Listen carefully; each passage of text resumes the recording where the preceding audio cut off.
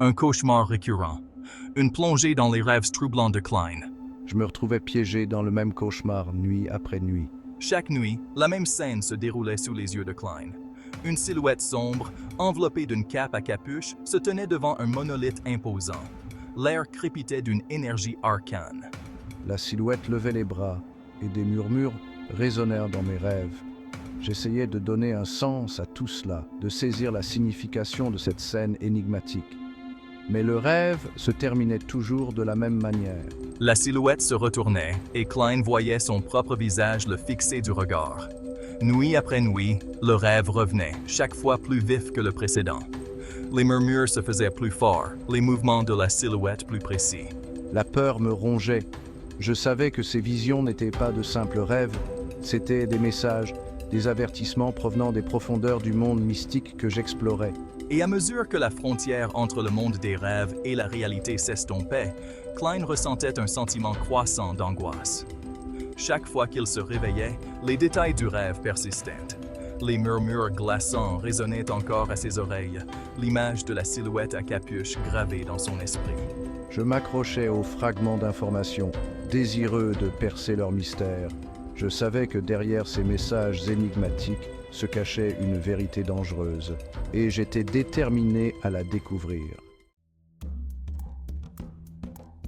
Des murmures de conspiration, déchiffrer des indices cryptiques et l'organisation obscure. Ma divination avait toujours été mon encre, me guidant à travers les eaux troubles du monde mystique. Je me suis tourné vers mes cartes de tarot, leur visage familier offrant un semblant d'ordre. Les cartes parlaient de secrets, de conspirations cachées sous des couches de tromperie. Chaque carte que Klein tirait semblait approfondir le mystère, l'entraînant plus loin dans une toile d'intrigue. L'organisation obscure de ses rêves commençait à prendre forme, sa présence planant sur chacun de ses mouvements. Je voyais des aperçus de leur influence dans les murmures de la nuit, dans le bruissement des feuilles, dans les messages cryptiques laissés comme des miettes de pain me menant plus profondément dans l'inconnu. Les murmures parlaient d'un pouvoir ancien, une force qui manipulait les événements dans l'ombre. Ils étaient les marionnettistes, et Klein n'était qu'un pion dans leur jeu complexe. Plus Klein en apprenait sur cette organisation, plus il réalisait la véritable étendue de leur emprise. Ils étaient partout et nulle part à la fois, leur influence s'infiltrant dans tous les recoins de la société. Ils étaient la main invisible qui guidait le destin, leur motivation aussi mystérieuse que leurs identités.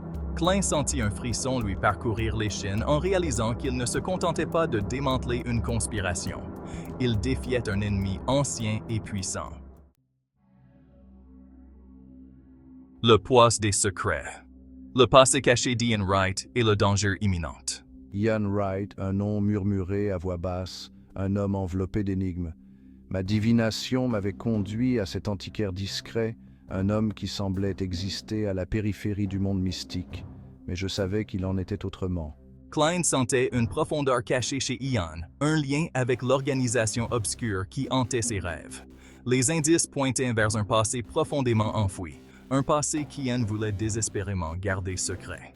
En m'enfonçant dans la vie d'Ian, j'ai découvert une série de secrets et de demi-vérités. Son passé était une toile emmêlée d'alliances et de trahisons, de luttes de pouvoir et de connaissances dangereuses. Ian avait marché des deux côtés de la ligne, un joueur dans un jeu où les enjeux étaient la vie et la mort. Et quelque part, au milieu de ces secrets, Klein le savait, se trouvait la clé pour comprendre l'organisation et la menace qu'elle représentait. Mais découvrir ces secrets avait un prix. Plus je me rapprochais de la vérité, plus je réalisais que Ian n'était pas le seul à avoir des secrets. Tout le monde autour de moi semblait cacher quelque chose, leur sourire masquant des intentions cachées, leurs paroles soigneusement choisies pour tromper. Klein s'est retrouvé à remettre en question tout ce qu'il pensait savoir, incertain de savoir à qui se fier. Un jeu du chat et de la souris. L'enquête prudente de Klein et les menaces invisibles. Je savais que je marchais sur un terrain dangereux. L'organisation était impitoyable et rusée, toujours un coup d'avance. Ils se déplacèrent dans l'ombre, leurs agents se fondant parfaitement dans le tissu de la société. Je ne pouvais pas me permettre de faire une erreur. Un faux pas pouvait exposer Klein, le mettant en danger, lui et ses proches. Il devait être prudent, méticuleux dans son enquête, Il rassemblait les informations pièce par pièce, comme pour assembler un puzzle complexe. Je me suis appuyé sur mon intelligence, ma capacité à me fondre dans la masse, à devenir invisible si nécessaire. J'ai utilisé tous les outils à ma disposition, de ma maîtrise du déguisement à ma connaissance des arts mystiques. Mais plus Klein se rapprochait, plus il réalisait qu'il n'était pas le chasseur dans ce jeu. Il était la proie. L'organisation jouait avec lui, le conduisant sur un chemin prédéterminé. Ils voulaient qu'il les trouve, qu'ils percent leurs secrets. Il mord. Mais dans quel but? La question planait au-dessus de moi comme un linceul, un rappel constant du danger dans lequel je me trouvais.